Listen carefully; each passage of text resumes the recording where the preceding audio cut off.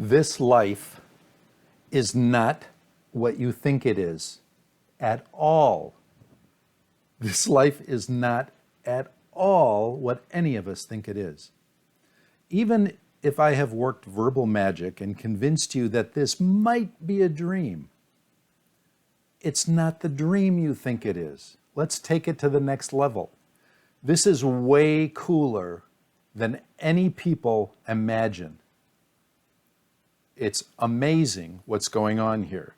And it's all going on beneath or above your conscious awareness. This is an amazing thing that's happening here. So in this talk, I'm going to talk about the Holy Spirit and his role in creating your life. And I say creating, but it's actually a misnomer. Creating and making are two words that the Course distinguishes between, because what the ego does is make. It doesn't create, because making means just rehashing stuff without anything new really being done. And it also has an agenda for why it does make things. It always has a reason, it has a purpose, and it's based on desire, which is not what the Course defines as creating. So just leave it at that. If I accidentally say the word create, well, tough.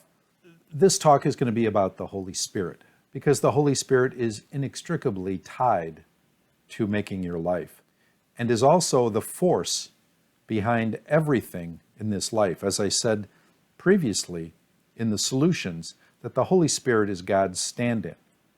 That means the Holy Spirit is everything you know God to be, because God made him that and gave him those powers. So,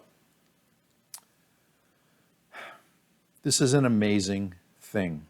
You need to know, first of all, that you make your life 100% of it. Not 99.9% of it, but 100% of it. You make it all. The problem is, you don't know how you do that. And you certainly don't know how it's controlled. But the Course explains it. And the Course explains it not in a linear way, but over the course of the book in many different ways, in many different sections, a little tidbit here, a little tidbit there. And unless you read the whole Course 2 or 3 times, or even more maybe, you're not going to really understand what it's trying to say. Because frankly, it's not that important a subject, except it does mention it enough so that we should be aware of what's really going on here, especially since this is a really important topic for most spiritual students, for most anybody. If you want to know how you create your life, then you read the Course and you find out, if you're honest about it, that what the Course says is absolutely different from what currently accepted spiritual teachers teach. For instance, The Secret and Abraham Hicks, and they're all right. They just don't explain it in a way that makes any sense at all to real life. Because if you create your life, if you make your life, and you're successful, because if you're successful on any level, if you're happy in your relationships, if you're happy with your money, if you're happy with your career, the 3 big subjects, then you're going to say, of course I created it. Of course that was me. I did that because that's who I am. I made that incredible life happen for me. If you happen to be poor, in a crummy relationship or job or financial situation, you're not going to say that you created it. You're going to blame somebody else for it. Either your boss for holding you back, or God for not giving you a break, or the devil, or you're going to make up something. It doesn't matter. You're going to say that somebody made you, gave you this life. So, just remember, always, successful people are going to say they created their life. They're all going to say that. And the people who write spiritual books are all successful. They're all published authors. And they all give talks. And they fly around the country and they get paid to give talks. Now, I'm not saying there's anything wrong with that. I'm just saying that it's really hard to be objective about something when you haven't seen the other side of it. Because people who come out of poverty and work their way up and work hard and then become a success always think that that success was dependent on what they did. And it's just not true. Because there are millions of people who work just as hard, who work just as tirelessly, who didn't get the break. How many actors are there out there who just never got the break? And yet, if you listen to actors who have made it, they say, wow, there's some great actors there that I grew up with or came through the ranks with, and they just never made it, never got a break. And it's true of every sector of society. There are people who pull out, and there are people who don't. And some people make it, and some people don't. And we always try to tie in our success with what we did. Well, I didn't give up. My actions, I got a lucky break from somebody, blah, blah, blah. Whatever it is, it worked. Of course it worked, because you are where you are. Of course it worked. But why it worked, you're wrong about most of the time. If you take credit for it, you're wrong. So here's what's really going on here, and there's going to be a lot of resistance for what I'm saying, because most people think that, well, once you become a spiritual student, you start reading about how you create your life, and you hear that, well, this is how you do it. You buy these books, and you visualize, and you chant, and you do all these things, and eventually they will begin to manifest in your life. And also, there are hundreds of people who did something and it came true. Somebody who said, oh, I wanted to go to my friend's wedding in Spain, and all of a sudden somebody handed me 2 tickets to Madrid. That kind of stuff happens all the time. But I'm going to explain why you're not making that. At least not the way you think. So, as I said before, you make your life 100%, not a fraction of it. There are no accidents here. There is no randomness. There's no chaos. There's no serendipity. There's no luck. None of that. There's none of that. Now, the ego thinks there is all of that. And the ego is going to continue to believe that, and that's fine. Once again, you can believe whatever you want. But when I start talking about how you make your life, I want you to at least consider it. Again, it's one of those things, at least consider it. Don't reject it.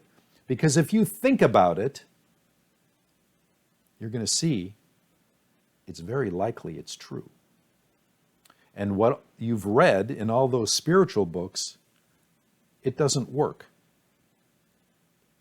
Now, I know it doesn't work for me, but then again, I'm just one more guy with an opinion, right? Anecdotal evidence, which doesn't amount to anything. So what you have to do is listen to what I say, read the course, and then decide yourself. Because I'm pretty sure this is the way it is. And it makes a tremendous amount of sense to me. And it will to you if you give it a shot and let go of your ego's desire to hang on to the way you think things are, because they're not. I say you make your life 100%. You make your life because of God's law of creation. Thoughts do not leave their source. Everything you see in your life, everything that is presented to you, is a projection of your own mind, just like your dreams at night. Every dream you have at night is 100% coming from your mind. All those characters in the dream, they're made by you. They're invited in by you. That's just the way it is here. So if that's true, then obviously you make your life. But that's not exactly how it works. Because the way it works is based on God's law of creation. That means that everything you see comes from your mind, and what the Holy Spirit sees is your conflicting thoughts. God's law of creation was created by God. And that means one simple thing. It works to serve God's purpose, not yours. It doesn't care about the stuff your ego wants. That doesn't mean you're not going to get stuff. That means that you're going to get stuff that you need that serves God's purpose. And God's purpose is that you wake up to who you really are. So that means everything that happens to you is an opportunity for you to see things in a way that allows you to wake up. And most of the time, that means seeing them differently from the way you see them now. The Holy Spirit sees all the thoughts that you have sustained and made real over the years by your conscious choices. Eventually, those conscious choices become your beliefs. They are things that you firmly hold on to, like, oh, people are jerks, or why am I always held back, or how come I don't have enough money, or whatever it is. Those things become your deep beliefs, and you hold on to them. And most of the time, you're not really even aware of them. And so what the Holy Spirit has been charged with, is correcting them. So he has to present them to you. But he presents them to you in a way that's mind-blowing. And this is where the dream gets really cool. And I'm telling you, you got to at least be open to this, because it's amazing what's going on here. The Holy Spirit presents everything that you need, not what the ego needs, but what you as a soul need to wake up. That doesn't mean that life is going to be a real harsh lesson every day because you have to overcome all of these terrible negative things, because the Holy Spirit's very gentle in his presenting to you. He's very kind. He doesn't want to hurt you. He doesn't want to present you with anything you're not ready to see. But you've got a lot of stuff that you've got built up in that subconscious mind of yours, and it's all got to come out. All of it. It's got to come out. The Holy Spirit can't stop any of it from coming out. But what the Holy Spirit does, and this is the part where you have to hold on to your horses. You make everything in your life by your conscious choices. All of those conscious choices are what you see in your life. The Holy Spirit decides when all of those things appear. Think about that. You have no conscious control at all over when anything appears in your life. There is a lot of evidence that a lot of people will give and say, oh no, that can't be true because I thought this and it immediately appeared. Well, if you want to think that simplistically, that's fine. But what's really going on here is that things roll around in your subconscious and they want to get out. And the Holy Spirit and you, your higher self, of which the ego is not aware, are deciding together when it's best for your ego to see these things so that you can choose to see them differently. If you're not aware that this is a dream and you think that life is just a bunch of random stuff, then it's not that likely that you're going to be changing your reaction. You're going to be going around like 99.9% of the people on this planet, and you're going to be seeing all the crap that happens to you, and you're going to be reacting exactly the same way you did yesterday and the day before and the day before and the lifetime before. But once you realize this is a dream and it's all coming from you and it's all created by you, even the bad stuff, especially the bad stuff, and you try to stop it, you start using forgiveness to let it go, then things will start to change. Because the Holy Spirit is going to be presenting all these conflicting thoughts to you in a form that you can handle so that you can see it differently and let it go. Now, here's another mind-blowing thing about the Holy Spirit. The Course mentions a number of times that the Holy Spirit's function is symbolic, and that's why people have a hard time understanding him. Yeah, that's true. What does that mean? It's symbolic. That means that nothing here is real. So when the Holy Spirit sees in you a conflicting thought, he presents it to you symbolically. He presents something in your life that represents that incorrect thought. It can be a disease, it can be an argument, it can be someone walking down the street in front of you wearing a dress that you don't like. It doesn't matter. Anytime you attack a person for any reason, including yourself, anytime you attack anything, it's because something has been presented to you for the opportunity for you to see it differently. That's why the Course says that all of your brothers are your saviors. They're your saviors because every single thing that comes into your life that has any negativity to it is the greatest opportunity in the world for you, because it's something you can change your mind about. And once you change your mind about one little thing, it's gone forever. Now, in truth, there's only one problem here, as I said before, and that is that we think we're separate. But we have broken that problem down into billions of sub-problems. We think that this guy's a jerk, that woman's a jerk, that corporation treats people badly, whatever it is. It's a million different ways of seeing problems in this world.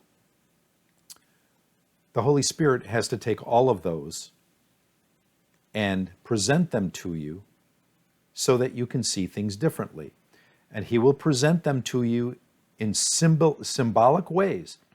Every time you see something and you react the same way you reacted before, that is, judgmentally, and you don't try and correct it, it just means it's going to return to you again at some other time. It never goes away unless you solve the problem by forgiving it, giving it to the Holy Spirit.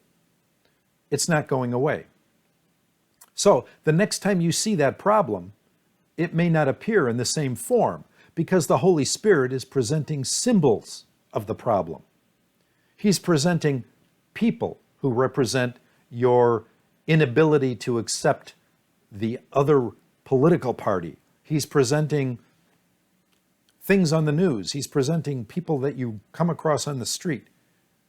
He's presenting traffic problems. He's presenting a billion different symbols of what you believe are problems, simply so that you can let them go. If you see every problem as an opportunity to forgive and let it go, you will begin to see your life change. There's a lot to talk about here. But now let's take it to the next level. Another level. Yes, there are many levels. Nothing that you see in your life that's a problem, that you perceive as a problem, is ever presented to you by the Holy Spirit unless the solution is already built into it. That means that everything you see and forgive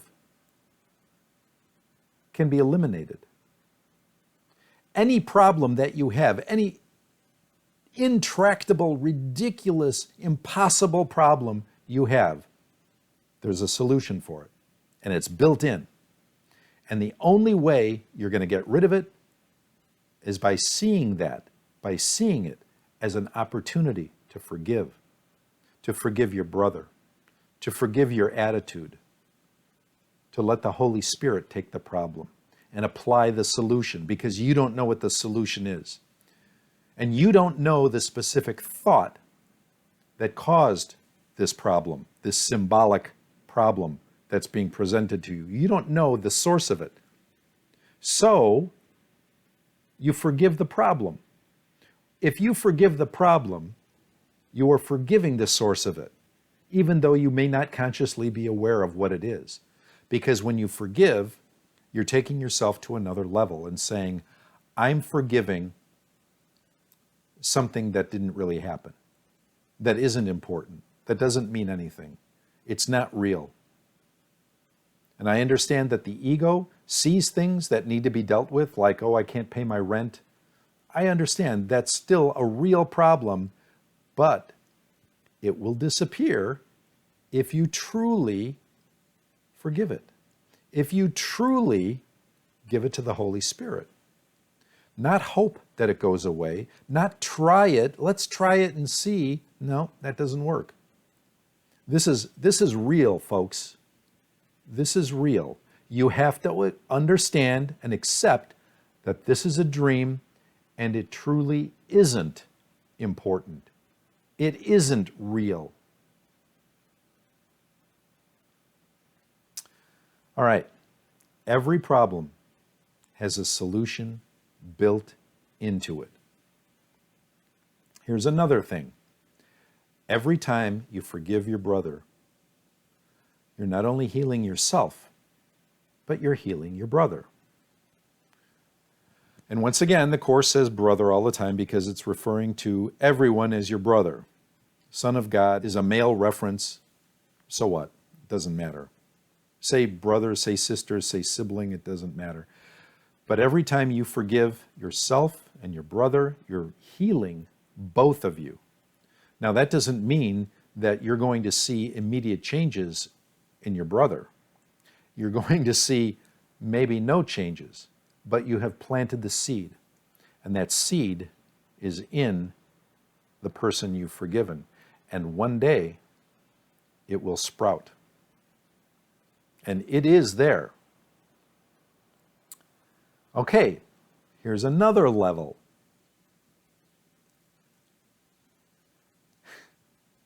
What do you work on? How do you improve yourself? How do you fix everything in your life? You don't have to do a darn thing. What you see in front of you every day is a video of your subconscious mind. It's a video of your conflicting thoughts with God. Everything you see, everything, is the Holy Spirit presenting you with what you need to learn. Just go through your life every day and forgive all the things that are presented to you. That's all you have to do. It's all being done for you. It's being handed to you on a platter. Your life is a video of your conflicting thoughts put together by the Holy Spirit. You are the actor. You created, wrote the script, and you're acting out the part. The Holy Spirit is the editor. He's saying, well, this is when this scene is going to appear. And this is what it's going to look like. And every scene is your opportunity to forgive yourself and your brother for what they didn't do. This might be a lot to take in, but just understand this. You're not creating your life consciously. Those people who think that, oh, well, but I manifested those plane tickets to Paris or wherever because I visualized them. Well, think about it this way. Maybe those plane tickets to Paris have been rolling around in your subconscious for a whole lifetime. And maybe they came to the surface because the Holy Spirit wanted you to prepare for them because they were coming. And maybe you think, oh, well, I want to go to Paris. No, maybe the Holy Spirit told you that you should think you want to go to Paris because some plane tickets are coming. This world works very subtly and very beautifully. It's not linear. It's not simple. You don't think of something and it comes true. Real manifestation, real conscious control does not come until you wake up. Because the only reason you are here is to wake up. That means the only reason you see anything in your life is to help you wake up. You're going to get all kinds of stuff in your life to help you do that. Sometimes you're going to have a whole lifetime where things just go really well for you, real easy, because life is difficult in 3 dimensions in this physical body. And Edgar Cayce, who is a famous psychic, this is not the course, but Edgar Cayce said that every 4 or 5 lifetimes, you get a lifetime that's kind of a break. You get a kind of an easy lifetime because it's so hard down here that we just have to have a breather every once in a while. So you're going to get an easy lifetime once in a while. Holy Spirit's going to say, we're not going to present all that terrible stuff because you need a break so that we can prepare you for the next lifetime.